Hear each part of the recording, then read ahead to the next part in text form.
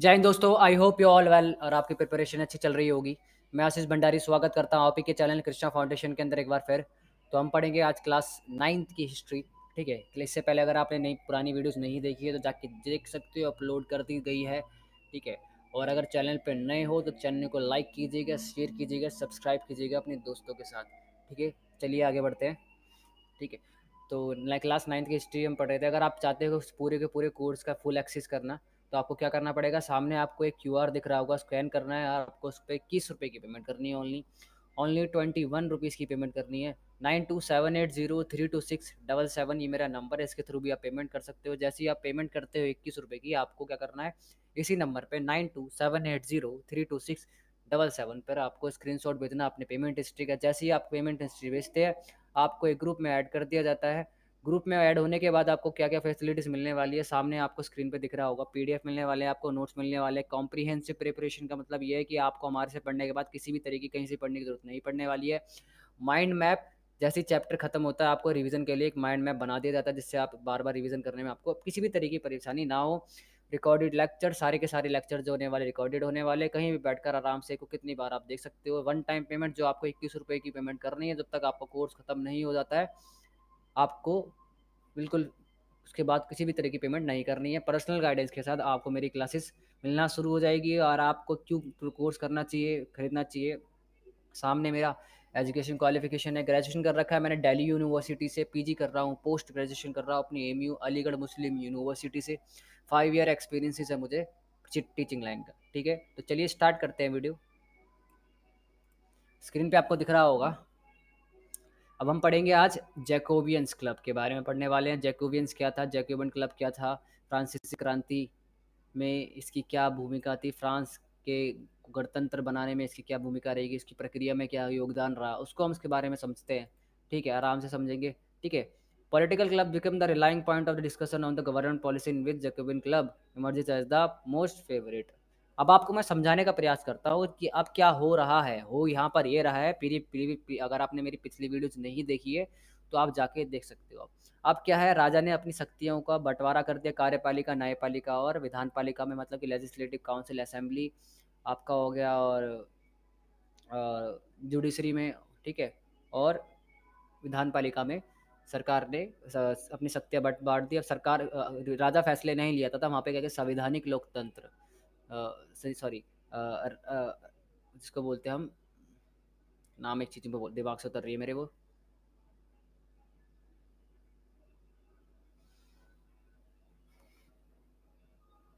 संवैधानिक राजतंत्र की नींव पड़ जाती है। संवैधानिक राजतंत्र की नींव पड़ जाती है मतलब कहना मतलब ये है कि कॉन्स्टिट्यूशनल मोनार्क जिसको बोलते हैं हम, मतलब कि अब जो राजा था वो फैसले नहीं लिया करता था अकेले, राजा का फैसला इंपॉर्टेंट नहीं होता था अकेले। राजा अब क्या कहते हैं फैसले लिया करता था, उसमें लोगों को भी भूमिका होती थी। ठीक है, अब क्या कहते हैं एक ऐसे एक्टिव नागरिकों को वर्ग बना दिया जो क्या कहते हैं आदमी थे जिसकी उम्र 25 साल थी, और जो क्या कहते हैं लगभग 3 दिन के बराबर अपने क्या कहते हैं सैलरी को टैक्स के रूप में पे किया करते थे। उनको वोट देने का अधिकार था, वोट देने का अधिकार था। ठीक है, मतलब कि जो अपने प्रतिनिधि थे, जो रिप्रेजेंटेटिव थे, जो क्या कहते हैं काउंसिल्स में बैठा करते थे, जो उनके लिए डिसीजंस लिया करते थे, और उनको चुन सकते थे। लेकिन वो कौन चुन सकता था, जो एक्टिव सिटीजन है, मतलब कि अभी भी नागरिकों में, संपूर्ण नागरिकों को क्या कहते हैं वोट देने का अधिकार नहीं, जिसमें महिलाएं और बुजुर्ग शामिल नहीं थे, या फिर जो व्यक्ति क्या कहते हैं टैक्स पे नहीं करता था 3 दिन के बराबर, उनको वोट देने का अधिकार नहीं था। ठीक है, अब देखो क्या हो रहा था, इसी क्रम में फ्रांस के अंदर बहुत सारी चीज़ें चल रही थी। तो क्या हो रहा था, फ्रांस में ये चीज़ें बहुत सारी चल रही है तो क्या होता है, क्या कहते हैं बहुत सारे क्लब बनना शुरू हो गए। ठीक है, क्लब मतलब कि लोगों का समूह, वहाँ जाके लोग बातचीत करा करते थे। जैसे नोटिस करा होगा आपने, क्या कहते हैं आपके के एरिया में मोदी जी की या फिर क्या कहते हैं राहुल गांधी की बहुत सारी तारीफें भी करते होंगे लोग और बुराइयां भी करते होंगे। बैठकर चाय की टपरी पर उन्होंने ये काम अच्छा करा और ये काम बुरा करा। ठीक है, उसी तरीके फ्रांस में क्लब्स की स्थापना होनी पहले से होती थी। ठीक है, तो ये क्लब्स क्या होते थे, एक राजनीतिक मंच था, एक पॉलिटिकल क्या कहते हैं एक प्लेटफॉर्म था, जहाँ पर क्या कहते हैं वो जो गवर्नमेंट पॉलिसीज़ की क्या कहते हैं वो आराम से डिस्कशन करा करते थे कि जो पॉलिसीज़ बना रही है सरकार वो सही है नहीं है। इसी तरीके से जैकोबियन क्लब था, एक बहुत इंपॉर्टेंट क्लब बन गया था क्या कहते हैं फ्रांस के अंदर। उसमें एक जैकोबियन क्लब का एक बहुत बड़ा इंपॉर्टेंट पर्सन था, उसका नाम था रोबोस्फियर। तो रोबोस्फियर की भूमिका रहती है आगे जाकर, क्या कहते हैं, वो राजा राजा को मारने के लिए। राजा को वो क्या कहते हैं, जब राजा को फांसी दे दी जाती है, तो उसमें इसकी बहुत बड़ी भूमिका रहती है रोबोस्फियर की। ठीक है, आगे बढ़ते हैं। 10 अगस्त 1792 को जोकोविन क्लब के सदस्यों ने रोबोस्फियर के नेतृत्व में नई शासन व्यवस्था के खिलाफ विरोध कर दिया। आप देखो, क्या कहते हैं, जो क्या कहते हैं, फ्रांस के अंदर एक जो वर्ग था वो भी अभी भी असंतुष्ट था। वो चाहता था कि राजा देश के अंदर रहे ही ना। राजा का मतलब समझ पा रहे हो? वो नहीं चाहता था कि राजा की भूमिका हो किसी भी तरीके के शासन में। ठीक है, वो नहीं चाहता था। ठीक है, तो उसने क्या करा कि जोकोविन क्लब के सदस्यों ने मिलकर, जिसमें रोबोस्फियर था, 10 अगस्त 1792 में जाकर, क्या कहते हैं, अभी भी फ्रांस में बहुत सारी दिक्कतें चल रही थी। ठीक है, महंगाई थी अभी भी, ऐसी बात नहीं है, लोगों को सामना करना पड़ता था। मतदान का अधिकार सभी लोगों को नहीं था। ठीक है, सिर्फ सक्रिय नागरिक थे जिनकी उम्र 25 साल थी, वो जो आदमी थे। महिलाओं और बुजुर्गों को किसी भी तरीके का ना वोट देने का अधिकार नहीं था। तो इस तो बहुत सारी इन समस्याओं के बीच जो जोगेबेन क्लब का एक नेता था, सदस्य था, रोबोस्पियर के नेतृत्व में, उन्होंने क्या कहते हैं, इस नई शासन व्यवस्था जिसको बोलते हैं हम राजनीतिक, सॉरी, संवैधानिक राजतंत्र, कॉन्स्टिट्यूशनल मोनार्क बोलते हैं जिसको, इसके खिलाफ विद्रोह कर दिया। मतलब कि राजा के खिलाफ विद्रोह कर दिया। राजा को पूर्ण तरीके से हटाने के लिए उन्होंने फैसला ले लिया। अब राजा को पूर्ण तरीके से हटाएंगे, राजा आप कहीं पर भी नहीं रहेगा। 21 सितंबर 1792 को फ्रांस को गणतंत्र घोषित कर दिया। गणतंत्र मतलब कि, गण का मतलब कि गण मतलब कि गण मतलब कि लोग, तंत्र मतलब कि उनका शासन, लोगों का शासन कर दिया। और नव निर्वाचित असेंबली को कन्वेंशन नाम दे दिया। मतलब कि जब गणतंत्र घोषित कर दिया, जो नव निर्वाचित असेंबली हुई जिसका चुनाव हुआ, वोट के आधार पर अगर लोगों ने चुनाव करा अपने रिप्रेजेंटेटिव। जैसे भारत के अंदर क्या, तो लोकसभा का चुनाव चल रहा है अभी, तो उन्होंने अपने रिप्रेजेंटेटिव भेजेंगे, चुन के वो लोकसभा में बैठेंगे। उसी तरीके से उसी टाइम जो नवनिर्वाचित असेंबली थी, जो चुनाव हुआ, उसको कन्वेंशन उन्होंने बोल दिया, सॉरी। 21 जनवरी 1793 को लुइस सोलवे को फ्रांस के खिलाफ साजिश रचने के आरोप में फांसी दे दी गई। अब देखो, एक तरीके से अगर आपको क्या कहते हैं, गणतंत्र की स्थापना करनी है, लोगों का शासन चलाना है, लोगों के शासन मतलब कि लोगों का अधिकार देने हैं, तो वहाँ पर राजा की भूमिका बिल्कुल नामात्र रह जाती है। राजा कुछ नहीं है, भारत के अंदर नहीं है, इवन ब्रिटेन में भी नामात्र ही राजा है। ठीक है, ठीक है। तो इसी तरीके से अगर आपको करना था, तो आपको क्या करना पड़ेगा, लोगों को अच्छी तरीके से राजा का शासन पूर्ण तरीके से खत्म करना पड़े। इसीलिए, और वो क्या कहते हैं, 1793 में 21 जनवरी को कहते हैं, लुइस सोल्वे आरोप लगाया कि क्या कहते हैं, वो फ्रांस के खिलाफ साजिश रच रहा है, फ्रांस को बर्बाद करना चाहता है। और क्या कर दिया, उसको फांसी की सजा दे दी। ठीक है, 1793 के दौरान रोबोस्पेयर ने कुर्तापुर राज्य किया, इसलिए इस काल को आतंक का काल भी कहा जाता है। जो कुछ देखो देखो, रोबोस्पेयर क्या कहता है, अब देखो, अब तो राजा था नहीं, तो रोबोस्पेयर क्या कहता है, फ्रांस में एक बहुत इंपॉर्टेंट लीडर के रूप में बना, जिसको बोलते हैं हम तानाशाह। तानाशाह के ऊपर बना। उसने क्या करा, फ्रांस पर शासन किया 1793 से 1794 के बीच में। और इस काल को हम बोलते हैं आतंक का काल। आतंक का काल क्यों बोलते हैं, जो जोकोविन क्लब के मेंबर थे, उन्होंने निर्दयतापूर्ण जो भी क्या कहते हैं रोबोस्फियर के खिलाफ बोलता था, उसको सीधा मार दिया करते थे। समझ में आ गया आपको? तो इस तरीके से क्या कहते हैं, रोबोस्फेयर का शासन था, वो भी बहुत ही क्या कहते हैं, आतंक का काल माना जाता है। आपसे पूछा जाएगा आतंक की काल की संज्ञा किस के शासन काल को दी जाती है, तो आपको आंसर देना पड़ेगा रोबोस्फेयर को, 1793 से 1794 के बीच में। ठीक है, और जून 1794 को रोबोस्फेयर को गिलेटिन पर चढ़ा दिया गया। गिलेटिन पर चढ़ा दिया गया मतलब कि रोबोस्फेयर को क्या कहते हैं, एक गिलेटिन किया था, उसके सर कलम कर दिया गया। अब क्या कहते हैं, लोगों ने देखो रोबोस्फेयर से तंग आकर क्या करा, उसको पकड़ा और उसके खिलाफ विद्रोह कर दिए। जिस तरीके से लोगों ने क्या कहते हैं, राजा के खिलाफ विद्रोह किया था, तो देखो ये तो रोबोस्फियर था, ये तो खुद ही, तो जब राजा को उन्होंने अपने राजा को हटा दे, तू तो कुछ नहीं था, तो उसको भी क्या कहते हैं, उसके खिलाफ विद्रोह कर दिया और उसको पकड़कर क्या कहते हैं, फांसी की सजा, फांसी नहीं, सरकलम कर दिया गया। ठीक है, रोबोस्फियर के पतन के बाद फ्रांस का शासन मध्यम वर्ग के संपन्न लोगों के पास आ गया। मध्यम वर्ग में कौन कौन सी चीजें थी, जो पढ़े लिखे लोग थे। ठीक है, शासन आ गया। इन्हें 5 सदस्यों वाली कार्यपालिका डिक्टेरेट को नियुक्त किया जिसे फ्रांस के शासन देखती थी, इसलिए अक्सर विधान परिषद से उनके हितों का टकराव होता रहता था। ठीक है, थोड़ा आपको समझाता हूँ उसके बारे में क्या है क्या नहीं है, थोड़ा सा आगे पढ़ लेते हैं। ठीक है, इंग्लिश में पढ़ लेते हैं। Political clubs become the relying point of discussion on government policy से document club emerges as the most favour. वही जो गवर्नमेंट क्लब था, यहाँ पे पॉलिटिकल एक क्लब था जहाँ पे क्या कहते हैं पॉलिटिकल पॉलिसीज की वहाँ पे डिस्कशन हुआ करता था, उसी में जोकोबिन क्लब बहुत इंपॉर्टेंट क्लब बन गया आगे जाकर। उसी में एक जोकोबिन क्लब का क्या कहते हैं belong to the prosper section of the society like small shopkeeper artist such as shoemaker water maker painters as well the servants and daily wages worker. अब देखो जोकोबिन क्लब में कौन कौन लोग शामिल थे? शॉपकीपर्स थे, आर्टिशियंस थे जो कला का काम करा कर, शो मेकर जूते बनाते थे, वॉच घड़ी बनाते थे, पेंटर थे, ये जो काम करा करते थे वो आते थे इसके अंदर। ठीक है, the leader was Maximilian Robespierre and they were called sans culottes meaning without knee breeches. On 10th August 1792, Jacobins planned an insurrection and imprisoned the royal family। मतलब कि 10 अगस्त 1792 को रोबेस्पियर ने क्या करा? राजा को पकड़ा और क्या कर दिया? उसने पूरे राजा को, राजशाही को ख़त्म कर दिया और पूरे राजा के लोग, राजा के परिवार को जेल में डाल दिया और उसको क्या कहते हैं आगे जाकर फांसी की सज़ा भी दे दी गई। और देखो मैं आपको बताता हूँ, देखो रोबोस्पियर चाहता था कि उसका शासन चले फ्रांस पर, इसलिए देखो राजा को हटाना जरूरी था। राजा अभी भी उस भूमिका में नहीं था, लेकिन कुछ हद तक वो क्या कहता है फ्रांस के शासन में भूमिका निभा रहा था, अभी भी थोड़ा सा इम्पोर्टेंट व्यक्ति था। अगर उसको हटा दिया जाए तो रोबोस्पियर का पत्ता साफ, रोबोस्पियर का रास्ता साफ हो जाएगा फ्रांस पर शासन करने के लिए। तो उसने क्या करा, 21 सितंबर 1792 को फ्रांस को रिपब्लिक घोषित कर दिया। रिपब्लिक मतलब कि लोग, अब जो फ्रांस होगा ये रिपब्लिक रहेगा। ठीक है, लुइस सोल्वे was sentenced to death on charge of treason and was publicly executed on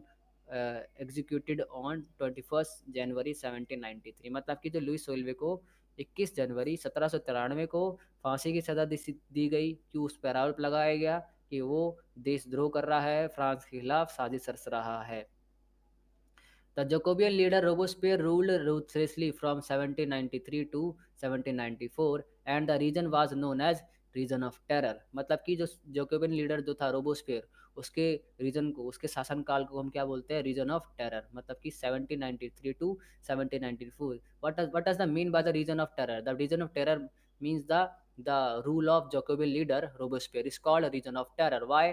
he ruled from 1793 to 1794 in France and he ruled ruthlessly। समझ आ गया आपको? आगे बढ़ते हैं। मतलब कि उसने लोगों की नहीं सुनी, लोगों को भी जो भी इसके खिलाफ बोलता था उसको मरवा दिया करता था। ठीक है, इसीलिए इसने राजा का पत्ता पहले साफ कर दिया। In July 1794 Robespierre was convicted to executions and executed on guillotine. ठीक है, मतलब कि लेकिन समय के साथ साथ हर चीज़ का पाप का घड़ा होता है, हर किसी के पाप का घड़ा भर जाता है तो क्या होता है? आगे जाके दिक्कतें आती है। तो इसी तरीके से इसी क्रम में क्या हुआ, जो रोबोस्पेयर था उसको लोगों उससे तंग आ गए और आगे जाकर उसको भी क्या कहते हैं ग्लूटेन, एक तरीके से ग्लूटेन क्या हो जाती थी, एक तरीके से वो हुआ करती थी, मशीन हुआ करती थी, उसमें किसी का सर रखते थे, ऊपर से एक तलवार आया करती थी या फिर धार वाली कोई चीज़ आया करती थी, वो उसके गले पे गिरती तो इंसान मर जाया करता था। ठीक है,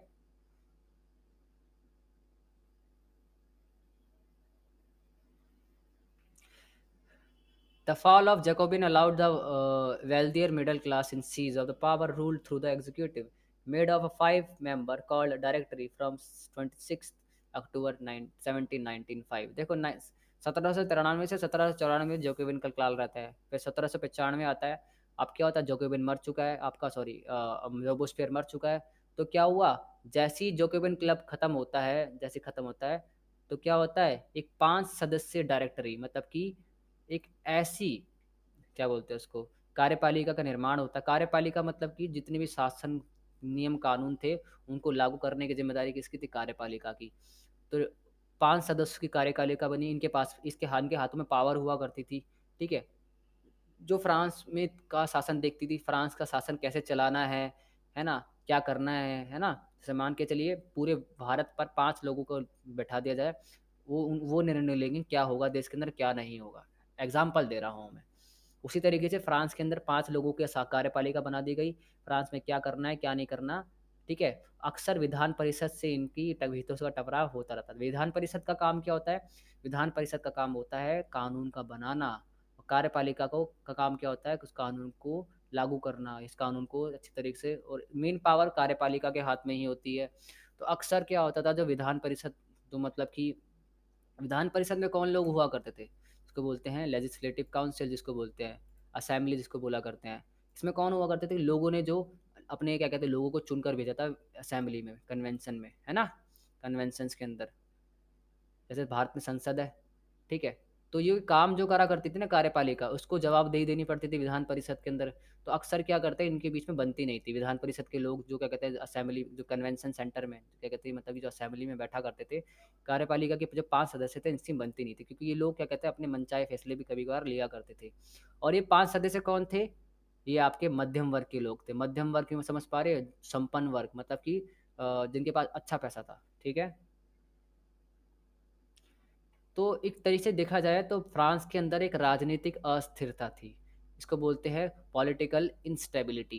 what does the mean by political instability? There is no permanent rule in the there were no permanent rule in the France, मतलब कि वहाँ पर कोई ऐसा शासन नहीं था। जैसे भारत है, भारत के अंदर एक परमानेंट शासन है, एक प्रधानमंत्री है, उसको पता है, एक राष्ट्रपति है ना? उसके उसकी कार्यपालिका भी है ना? परमानेंट परमानेंट मतलब परमानेंट समझ पा रहे हो? मतलब एक अच्छा शासन है।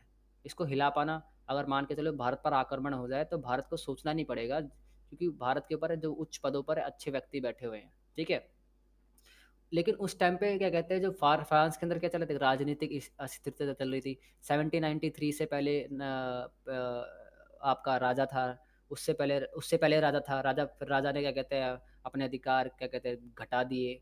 फिर उसके बाद 1793 से 1794 के बीच में जो रोबोस्पियर पे रहता है। फिर उसके बाद डायरेक्टरी का शासन आता है, ठीक है? 5 सदस्य वाली कार्यपालिका वाला, ठीक है? लेजिस्लेटिव।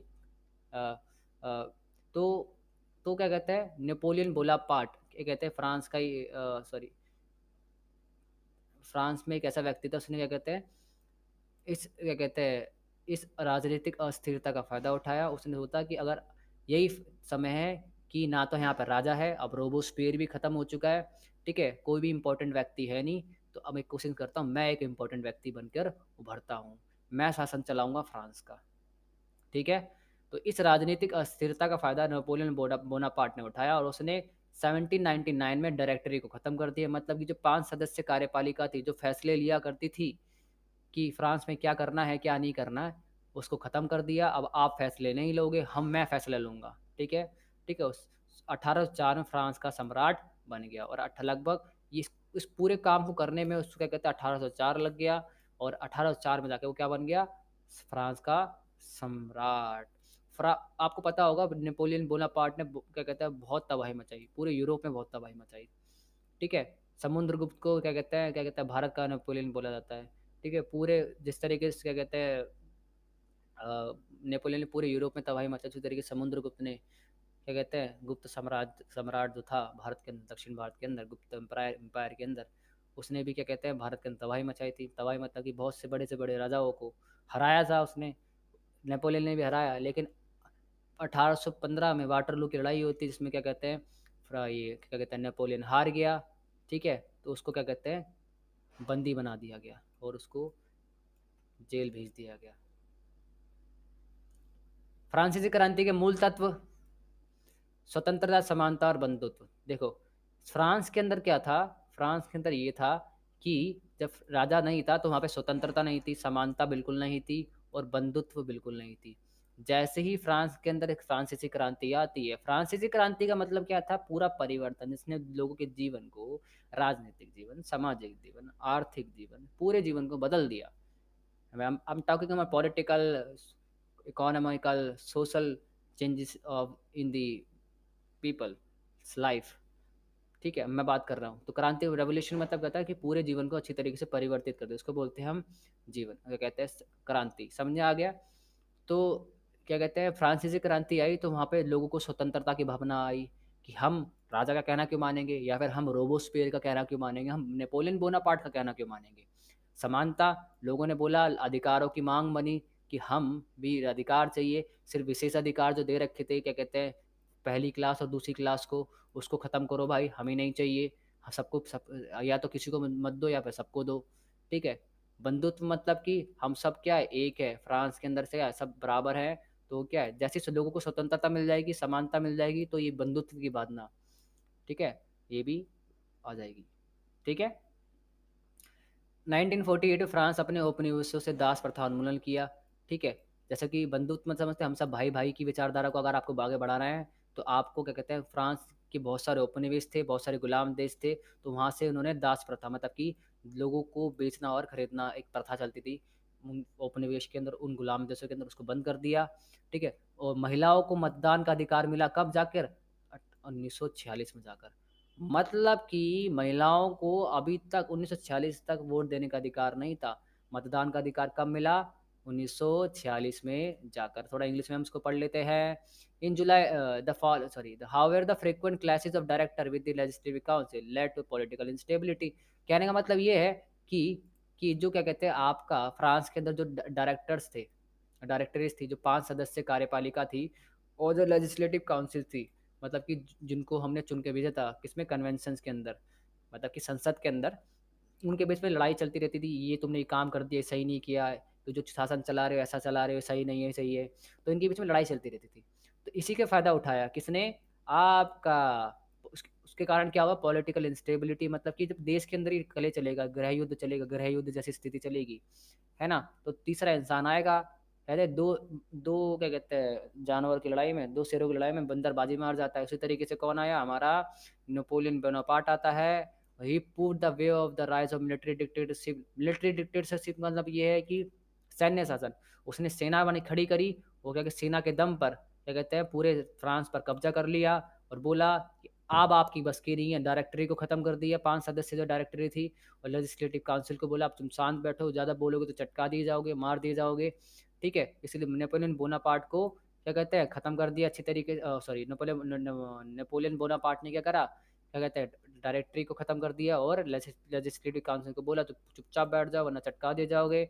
और 1799 में उसने क्या कहते हैं, डायरेक्टरी को ख़त्म कर दिया, और क्या कहती है, और वहाँ का क्या बन गया, क्या कहते हैं, द इम्पेरियर ऑफ फ्रांस, फ्रांस का क्या बन गया, राजा बन गया, कौन बन गया, नेपोलियन बोनापार्ट। समझ में आ गया।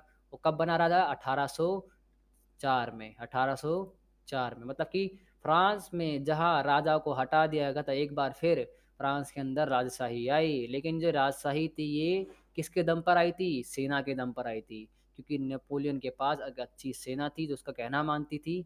लेकिन क्या हुआ, फ्रांस, फिर ये जो 1804 में राजा बना, तो क्या हुआ, ये जो राजशाही थी, जो ये क्या कहते हैं, मोनार्क थी, ठीक है, ये ज़्यादा देर तक नहीं चल पाई। क्यों नहीं चल पाई भाई, इसलिए नहीं चल पाई कि 1815 में एक युद्ध हुआ था, जिसके अंदर नेपोलियन बोनापार्ट हार गया। जैसे ही बोनापार्ट हार गया, तो जैसे ही कोई चीज़, कोई व्यक्ति हारता है, तो उसको लोग पराजित पराजित व्यक्ति के रूप में देखते हैं।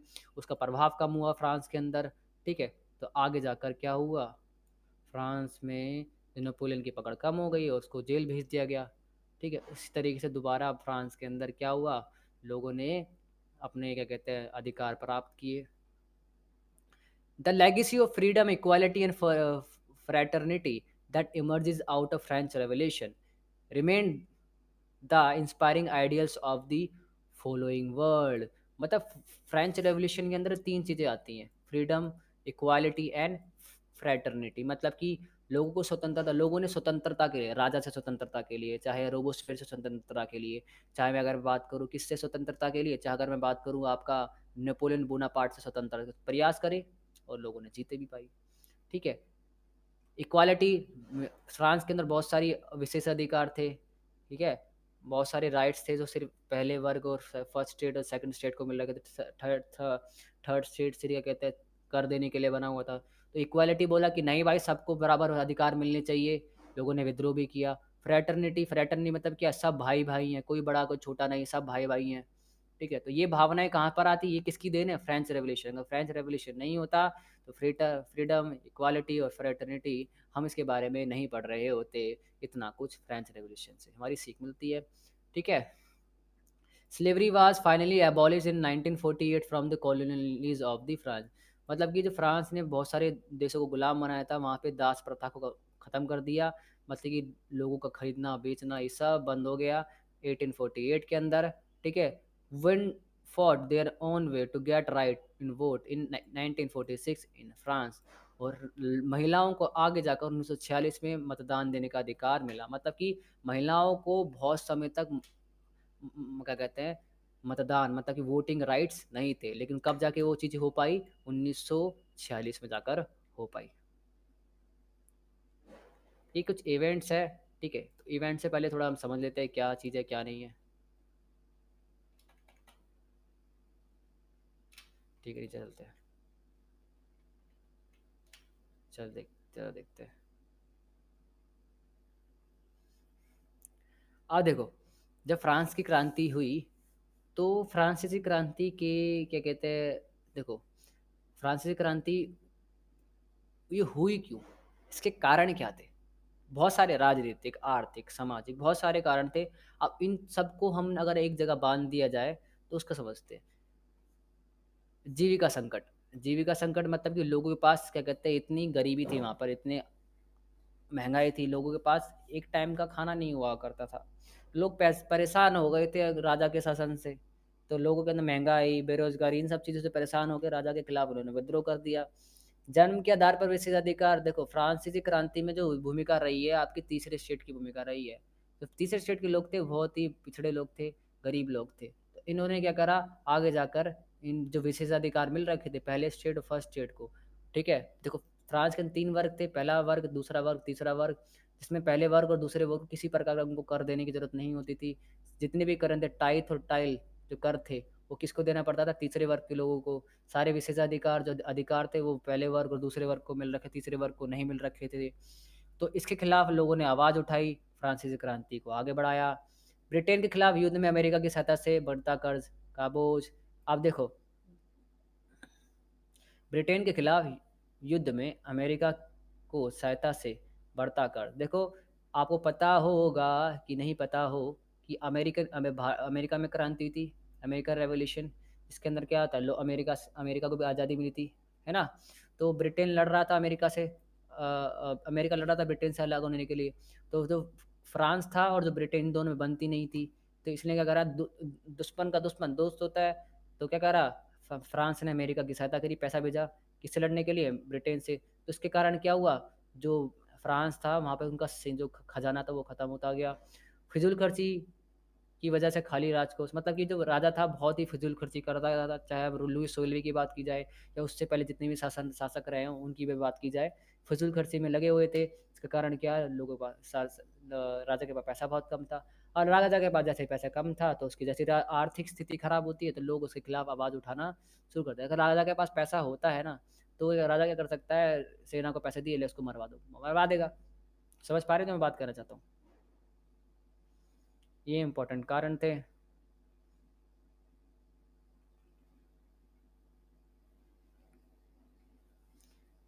अब फ्रांसीसी क्रांति के कारण देख लेते हैं, थोड़ा इसको चार्ट समझ लेते हैं। सामाजिक कारण, सामाजिक विभाजन, 3 वर्ग थे, प्रथम वर्ग, दूसरा वर्ग और तीसरा वर्ग।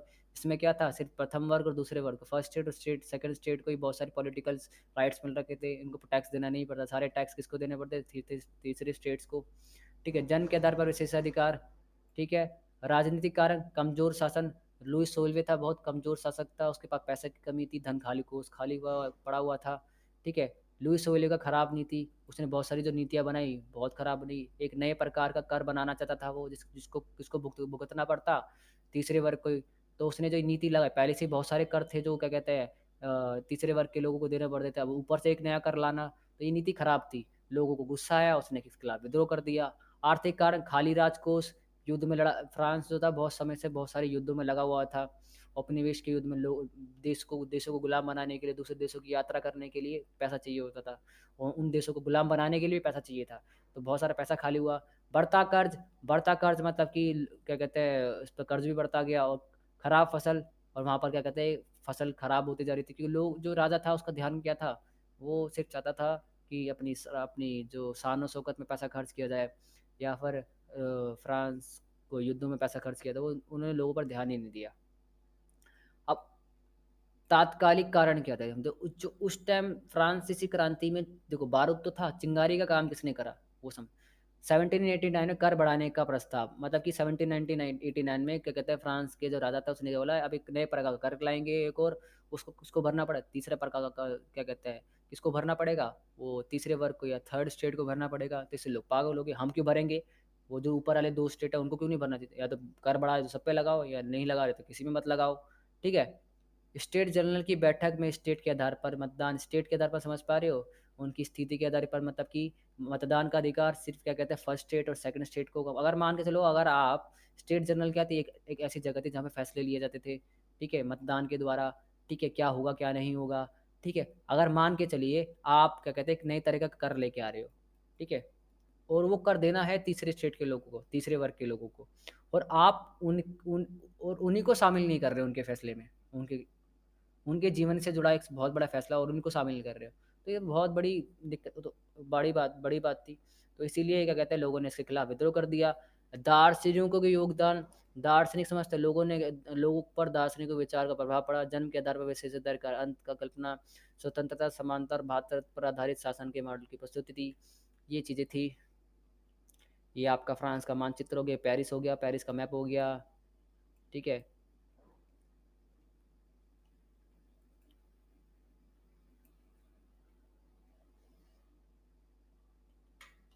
ये थोड़ा घटनाक्रम हो गया, एक घटनाक्रम को देख लेते हैं एक बार।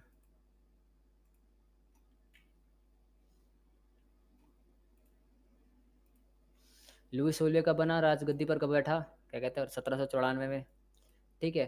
तीसरे स्टेट के लोगों को इंडोर टेनिस कोर्ट की शपथ, जिसको बोलते हैं टेनिस कोर्ट की शपथ, कब ली, 20 जून 1789 को।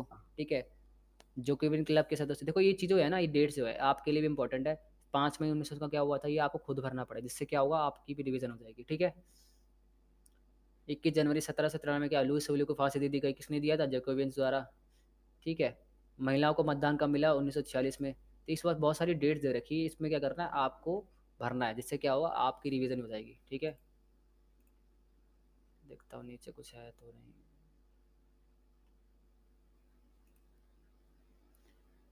ये वही है, इंग्लिश में थोड़ा दे रखा है इसके बारे में। ठीक है। पेरिस का मैप हो गया, ये फ्रांस का मैप हो गया। ठीक है, तो आज के लिए इतना ही काफ़ी है, और हम करेंगे नेक्स्ट वीडियो के अंदर उसको पूरा करेंगे। ठीक है। और क्वेश्चन आंसर जो रहेगा उसको थोड़ा पूरा करने वाले हैं हम। ठीक है। तो चैनल को लाइक कीजिए, शेयर कीजिए, सब्सक्राइब कीजिए दोस्तों के साथ। जय हिंद, जय भारत।